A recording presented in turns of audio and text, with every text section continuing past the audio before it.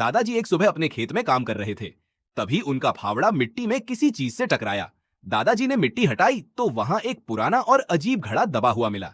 दादाजी उस घड़े को लेकर अपने घर जाने लगे। घर आकर उन्होंने देखा कि घड़ा बिल्कुल खाली था। दादाजी ने मजाक में कहा, काश ये घड़ा सोने से भर जाता। अचानक घड़ा चमकने लगा। अगले ही पल वह पूरा सोने से भर गया। दादाजी डर गए। उन्हें समझ ही नहीं आया कि ये कैसे हुआ। वह जल्दी जल्दी घड़े से सोना निकालने लगे। फिर दादाजी ने कहा, काश मेरा टूटा हुआ घर ठीक हो जाए। और देखते ही देखते उनका पुराना घर नया बन गया। अब दादाजी समझ गए कि यह कोई साधारण घड़ा नहीं बल्कि जादुई घड़ा है। इसे पकड़कर जो भी बोला जाता वह सच हो जाता। धीरे धीरे दादाजी गांव वालों की मदद करने लगे। उन्होंने सूखे खेतों को हरा भरा कर दिया। गांव के टूटे हुए घर भी दादाजी ने ठीक कर दिए। पूरा गांव खुशियों से भर गया।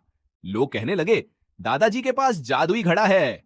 लेकिन गांव का एक लालची आदमी यह सब छुप कर देख रहा था।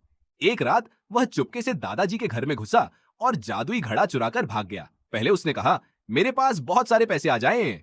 अगले ही पल घड़ा पैसों से भर गया। फिर उसने कहा, मेरा छोटा घर बड़ा महल बन जाए। और उसका घर महल में बदल गया। अब उसका लालच और बढ़ गया। गुस्से में उसने कहा, पूरा गांव गरीब हो जाए और सारी दौलत मेरी हो जाए। अचानक आसमान में जोरदार बिजली चमकी। उसका महल टूटने लगा। सारे पैसे गायब हो गए और वह फिर से गरीब बन गया। तभी जादुई घड़ा उसके हाथ से उड़कर आसमान में चला गया। अगली सुबह दादाजी अकेले बैठकर रो रहे थे। तभी वही घड़ा उड़ता हुआ वापस उनके हाथों में आ गिरा। तभी आसमान से आवाज आई, यह घड़ा सिर्फ अच्छे कामों के लिए है, लालच के लिए नहीं।